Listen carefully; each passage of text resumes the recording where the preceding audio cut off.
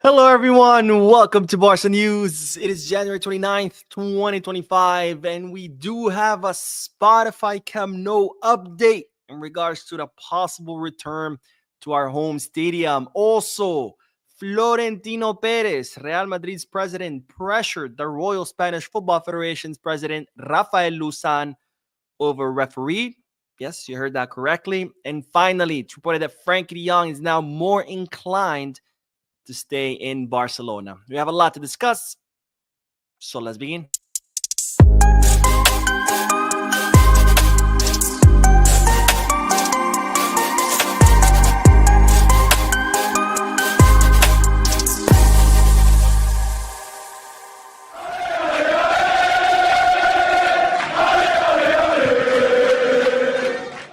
Hello, everyone. Welcome to the channel. My name is Mo. This is the Barca News live podcast, which is on every Mondays, Wednesdays, and Fridays, where we analyze Barcelona news and where I also get to interact with you lovely people in the chat section by reading your comments, answering your questions, and getting that discussion going. Usually, the podcast starts at 6:30 p.m. Eastern Standard Time, but today we did have the post-match live analysis where we analyzed the Barcelona versus Atalanta match in the Champions League. If you haven't seen it, make sure to check it out. Barcelona drew 2-2.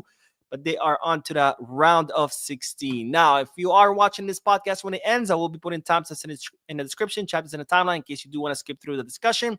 Just get straight into the news. Having said all of that, make sure to hit the like button, subscribe to the channel, drop a comment. All of this helps this channel continue to grow. If you're looking for any Barcelona jerseys or merchandise, make sure to Goal Kids, Get Bag, or Fanatics. And if you're looking to place any sports bets, make sure to bet us. All links are in the description. All right, let's begin with the news. And the first bit of news is, several updates, not just one update, but several updates in regards to the Spotify Camp Nou, which, as you know by now, is undergoing major renovations. It was supposed to be ready in December. November. Then they said December. Then they said February. And now, supposedly, we're going to go back by the end of April. And of course, as you know by now, Barcelona do have a problem because if the Camp Nou is not ready by May, then Barcelona going to have to figure out what to do because Montjuic, the current stadium, Luis Companys, where Barcelona are playing, are booked for several events in the month of May. So as you know from previous news, Barcelona were looking for alternative stadiums to play a Clásico match, which is going to be played on May 11th. But now Barcelona have come up with another solution because, of course, they would rather play El Clásico in Barcelona rather than have to go to another European city. And it's reported that Barcelona have started negotiating with promotion companies or the promoting companies. Now, what does this mean? As you know, or maybe you might not know, but in the entertainment industry, usually concerts, events are organized by promoters. These are companies that put together a concert, they hire the artist, they do the marketing, and then they make money from the ticket sales. So these promoting companies or these promotion companies, they are organizing concerts in Montjuic. Barcelona have started to negotiate with them to kind of say like, look, man, we have matches on these days. Do you think maybe you can do your concert on maybe the day before or the day after or the week after or the week before? So Barcelona have started to negotiate with these promotions company to see if they could, stay in Montjuic for the month of May in case, of course, the Camp Nou is not ready because Barcelona prefer to stay in the city of Barcelona rather than to have to go somewhere else. Now, in the month of May, we do have two home matches. We have, of course, the Clásico match on May 11th, Barcelona versus Real Madrid, and then we have Barcelona versus Villarreal. So I guess that's not a lot of work. Barcelona only have to negotiate 2 weekends because the other 2 matches in May against Espanyol and Athletic Club are both away matches. So that's definitely good news to see that Barcelona are at least trying to keep El Clásico match in the city of Barcelona because having to go to another European city, which of course would be a lot of work. You have to book the stadium. The teams have to travel. You have to get the approval of Madrid. You have to get the approval of La Liga, Royal Spanish Football Federation, blah, blah, blah, blah, blah, blah. Anyways, but there's more news about the Camp Nou because, ladies and gentlemen, it's reported that the Turkish construction company that's in charge of renovating the stadium have actually guaranteed to Barcelona, said, we promise you that the stadium will be ready by May. So we might not even have to figure out the situation at Luis Companys or Montjuic because the stadium might be ready by May, or at least that's what the Turkish company are saying. They're guaranteeing to Barcelona that it will be ready by then. And it's also another update. Barcelona have started negotiating with the city of Barcelona as well to see if they can go back to the 24-hour schedule. That's something we talked about before. Barcelona had received temporary permission from the city to work on the stadium 24 hours a day, 7 days a week. That was only for a period of time. It was later on that expired. But now Barcelona are negotiating with the city again to try to get another new permit to work 24 hours around the clock. That way the stadium could be ready by May. Now, of course, for this, not only does the city have to agree with it, but also the neighbors in the neighborhood also have to agree with it, because, of course, who wants to sleep with construction noise right next to their home? So overall, the news is Barcelona negotiating with the city to get a 24-hour schedule so they can speed up the construction of the Camp Nou. The construction company Limac promising Barcelona that the stadium will be ready by May. And in case it's not ready, Barcelona are negotiating with promotion companies which are in charge of scheduling concerts in Montjuic to see if they can free up those 2 remaining weekends that they have in May in order to stay in Barcelona rather than have to find alternative stadiums in other cities or in other countries. All right, so that's the news. Oh, one last bit. I forgot to say, but Barcelona have announced that they were actually subject of a hacking attack. They don't know where the source is, but there's some feelings that it might have been Atalanta's fans, because they're ultras.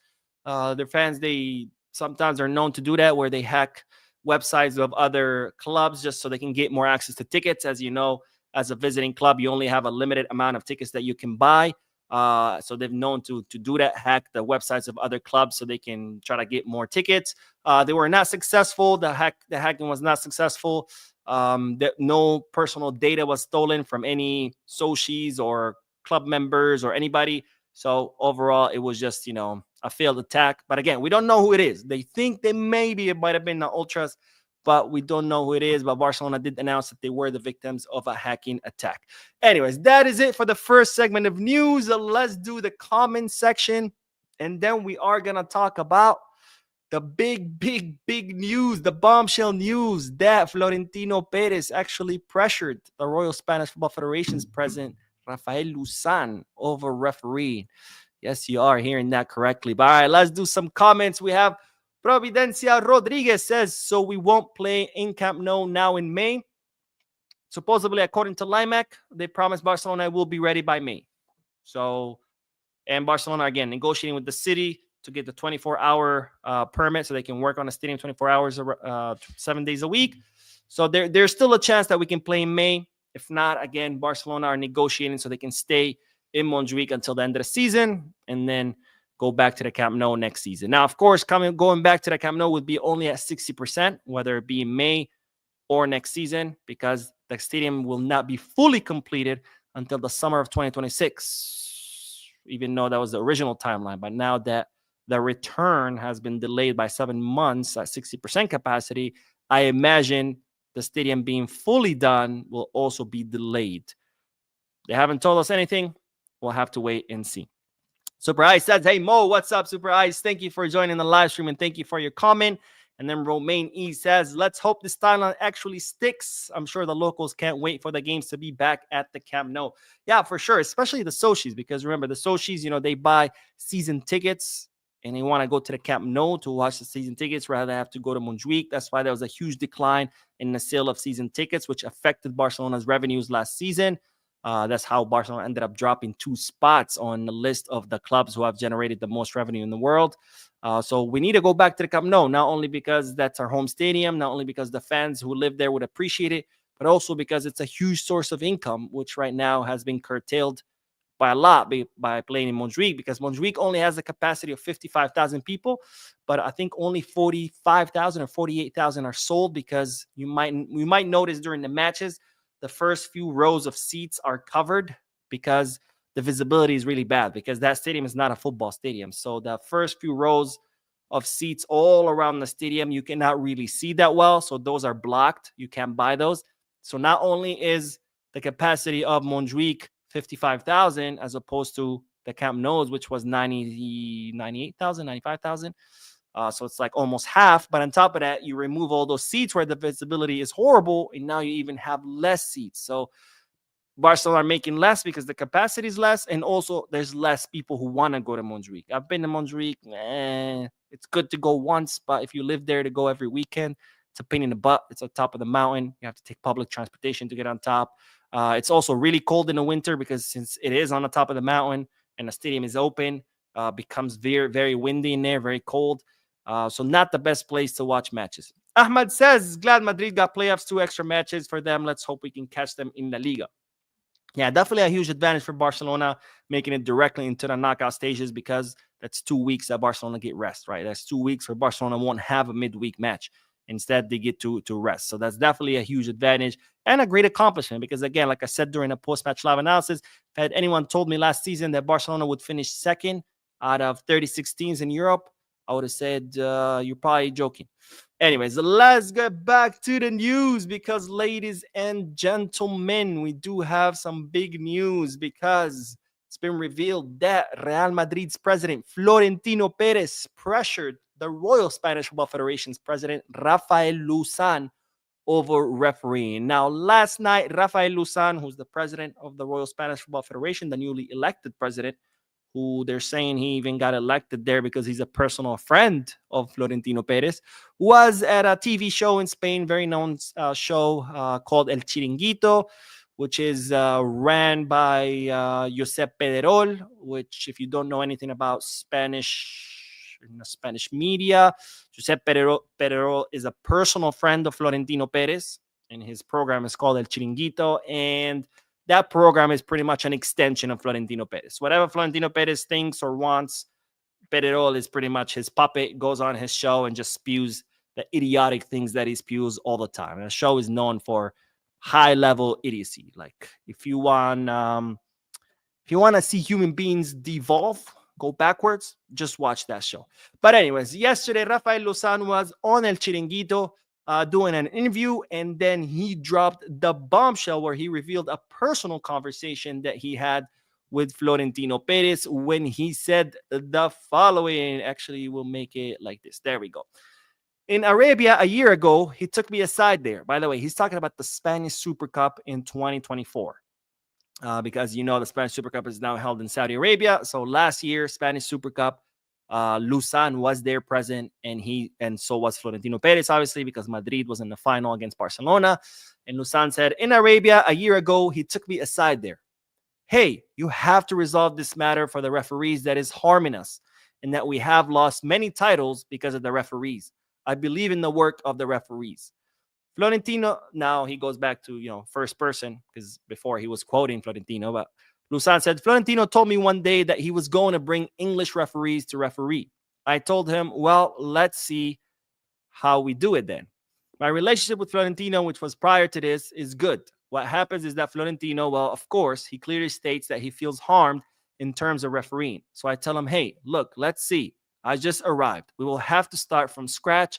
We will try in some way to get along. He is persevering on the subject. So again, the matter of the referees is harming us. We have lost many titles. So he tells them, hey, resolve this matter. So this is Florentino Perez pulling aside Rafael Louzan and telling him, hey, I think we've lost many titles because of the referees, which, of course, my follow-up question is, what titles have you lost because of referees? Because if anything, you've won plenty of titles because of referees, not the opposite. But anyways, according to Florentino Perez, he feels like he's lost titles because of referees. And he pulls Rafael Louzan and he says, hey, I need you to fix this problem. And then he threatens bringing English referees to referee in La Liga, which, by the way, I'm totally for, because as we've seen, Spanish referees are the epitome of mediocrity, the epitome of incompetence.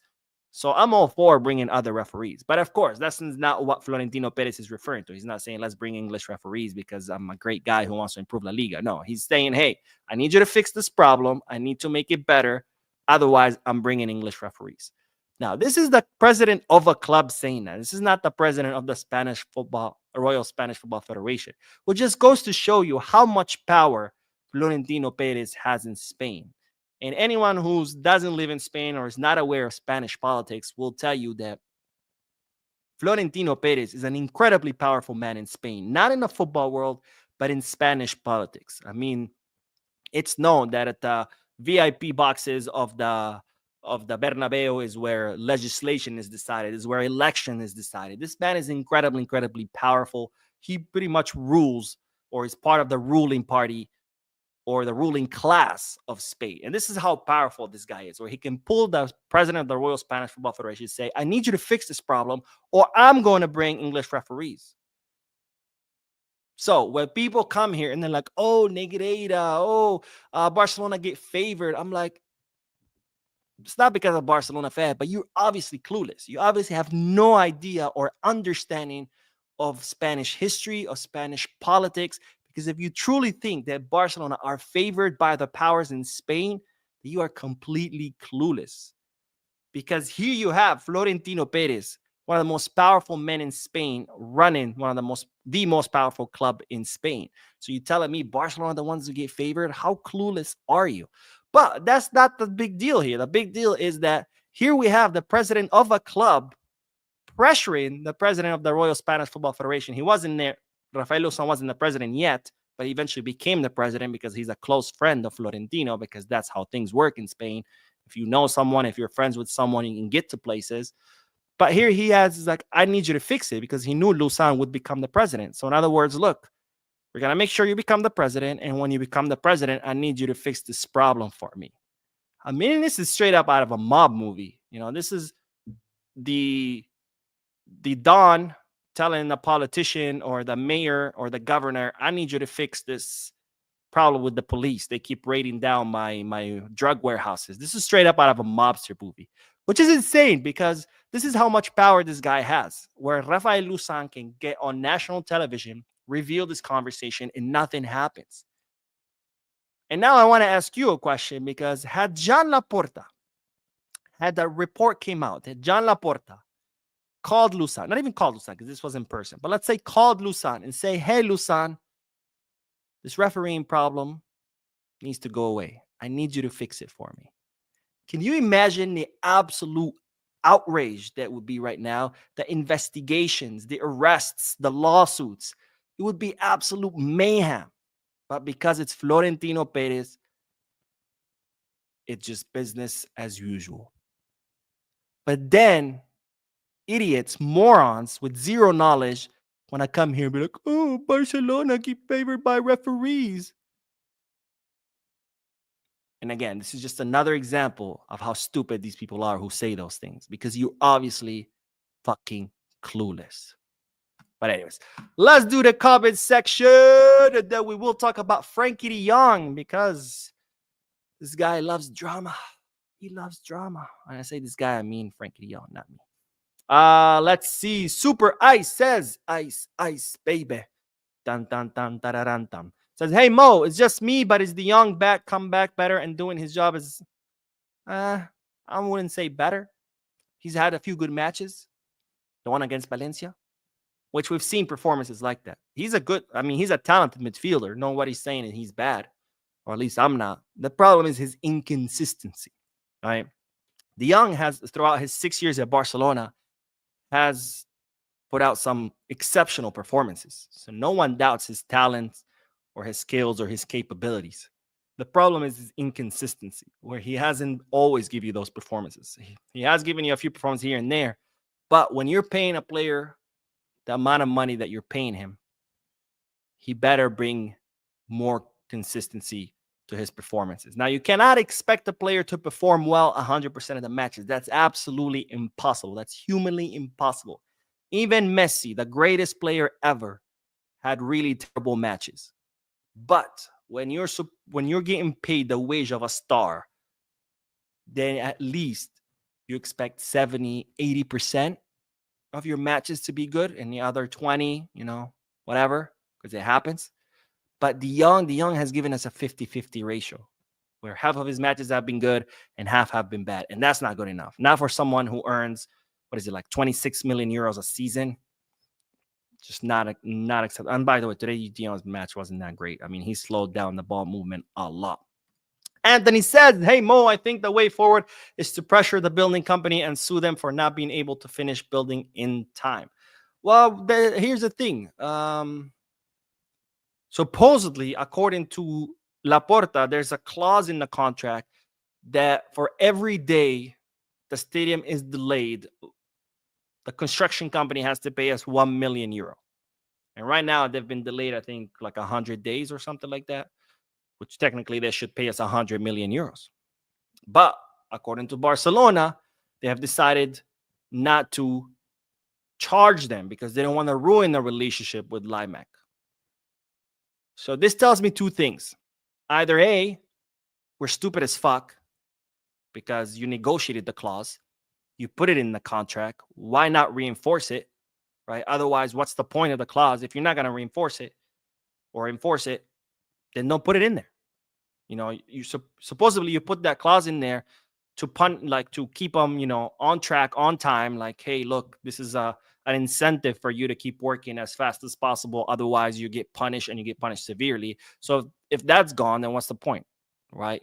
If your parents promise you to punish you if you break the rules, and you break the rules and they don't punish you, guess what's going to happen? You're going to keep breaking the rules because there's no consequences.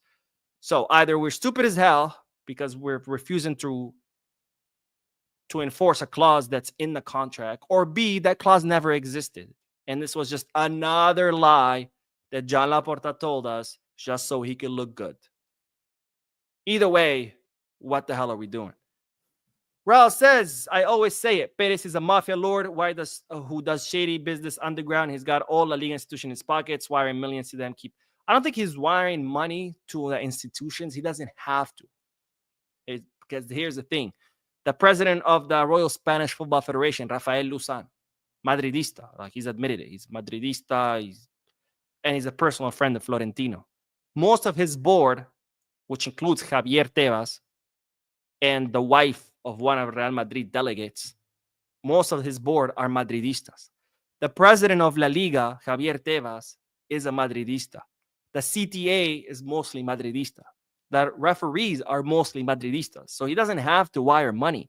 All the institutions that rule football in Spain, they're all heavily ran by Madridistas. So he doesn't need to pay the money. And he's not doing dark business underground. He does it out in the open. What are they going to do to him? He's one of the most powerful men in Spain. He doesn't have to hide. He can do whatever the hell he wants. Who's going to touch him? Nobody. And that's why when people come here and they're like, oh, Barcelona gave favor. Like, how stupid are you? How ignorant are you? You have no fucking clue. What are you talking about? You're just talking out of your ass. So please stop, because you're embarrassing yourself. Your mom did not carry you 9 months in her stomach just so you can make a fool out of yourself. Anyways, let's get back to the next bit of news, because we do have to talk about Frenkie de Jong, because, ladies and gentlemen, it's reported that the Dutch midfielder is now more in favor of staying in Barcelona. Of course, how convenient. When Barcelona start playing well, when they start winning, all of a sudden this guy remembers, hey, maybe it's not a bad idea to stay. But anyways, as you know, Barcelona have been trying to renew Frenkie de Jong's contract for a year and a half, or if they sent him an actual offer that's been sitting there for a year and a half. They've been consistently calling him. They've been consistently calling his agent, and he has ignored every single call. He's ignored every request to meet. And instead, he just, hasn't had the decency of responding. Hey, if you don't want to stay, it's fine. Just tell the club, I don't want to stay. They're done. But this whole not even bothering to pick up the phone, that's where the problem lies, for me at least. Now, it's reported now that Frenkie de Jong has been telling his colleagues in the locker room that he's now happy, that he feels important, and that he's now considering staying at the club. Now, of course, Barcelona's position is still the same. Your offer expired. If you want to stay, you come to us. We're not coming to you anymore. We sent you multiple offers.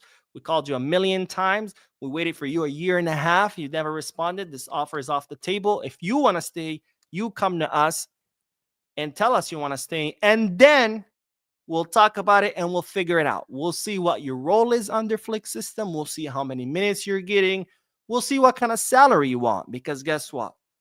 Barcelona are definitely going to want to look to slash his salary, because right now, Frenkie has the highest salary in La Liga is A, it's a salary that Barcelona cannot afford, but B, it's a salary that's not reflective of the performance that Frenkie has been giving us, because his salary is the salary of a star, of a difference maker, of a Lamine Yamal, of an Erling Haaland, of I don't know, Musiala once he reaches his prime. I don't know, someone who is the guy, and he's not it, right?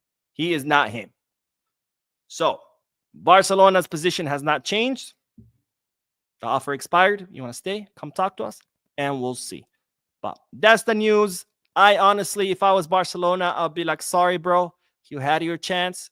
We called you. We tried to meet with you. We sent you offers. You didn't bother to pick up your phone. Now that things are good, all of a sudden you're looking to stay. Sorry, but there's a door. But that's my position. We'll see what the club will do. I hope they're more reasonable than, after all, this is Barcelona. We should not be dragging ourselves to the mud over some freaking players who don't even want to stay. I think it's enough. Enough is enough. We got to respect ourselves and say, hey, you didn't want to stay? F you. There's the door. You don't get to beg now.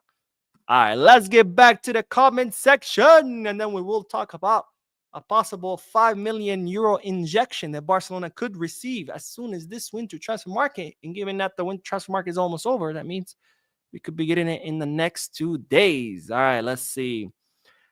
Where did we leave off? Richard, my man Richard says, it's frustrating because it just seems like there'll never be justice for us against Real Madrid. Nothing will happen to Florentino, unfortunately. No, but that's Spanish politics for you. Amar says, Mo, do you think our defense sucks? No, I don't think our defense sucks whatsoever. Why do you think our defense sucks? Raul says, it feels like a billionaire criminal controlling his puppets.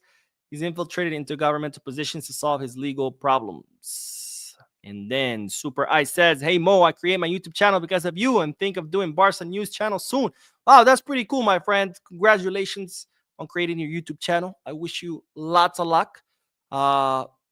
If you ever want to do a collaboration, I'm always down for it. So I would love to be on your channel, or you'll be on my channel. That would be amazing. My only advice to you is consistency, my friend. Consistency. That's the only key to this. I've had, what is it now? 3 years? It's gotta be 3 years, but I've had many moments where I've been kind of discouraged at first because you're doing all this work, doing the research, making the videos, editing them, posting them. And at first you're not going to get views. It's just the nature of it. It's the nature of the game. And, you're putting in this work and you get discouraged because you're seeing like your channel's not growing, the views are not growing, but you have to just push through that. You have to push through the doubt. You have to just keep going. And eventually it's going to start growing. I don't know how long it would take. Everybody's journey is different, but the one common denominator for anyone who's ever started a channel is consistency. That's the only way to keep going. Richard says, Mo, this Florentino news is good and all, but it's often said that unless people in power are also affected, then changes, justice won't happen. That's what I see regarding Florentino and his corruption. Yeah, unfortunately, that is the truth. But I mean, step one of fixing things like that is exposing them at least. So at least they're coming to light. That way, at least they're known, and then maybe there can be a movement to change things. But if things don't come to light, no change is going to happen. Change is slow, but the first step in change is things coming to light. So I guess it's a step in the right direction. I don't know how much it will affect things, but we'll see. All right, let's do the last bit of news because we do have to talk about Mika Marmol, the 23-year-old center back who was a former Barcelona player. He came up through La Masia, I think. Yeah, he was in the academy.